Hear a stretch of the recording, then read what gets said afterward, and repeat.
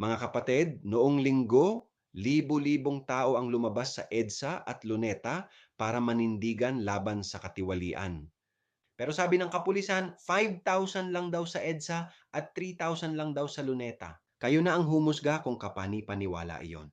Kapag fiesta, parada o aktibidad ng mga nasa poder, ang bilangan ay daan-daan libo. Pero kapag ang bayan ang naglalakad para sa hustisya, biglang lumiit ang bilang, hindi ito simpleng pagkakamali. Ito ay pagtatangkang paliitin ang lakas ng sambayanan. At bilang taong may pananampalataya, hindi natin pwedeng hayaang baguhin ang katotohanan ayon sa kagustuhan ng makapangyarihan. Ang bilang ng tao ay hindi nasusukat sa bilang ng kapulisan, kundi sa lakas ng konsyensya. Ako si Padre Jesse Galilea, may pusong Pinoy, kasama mo sa pananalig at pakikibakang panlipunan. Hanggang sa muli mga kapatid.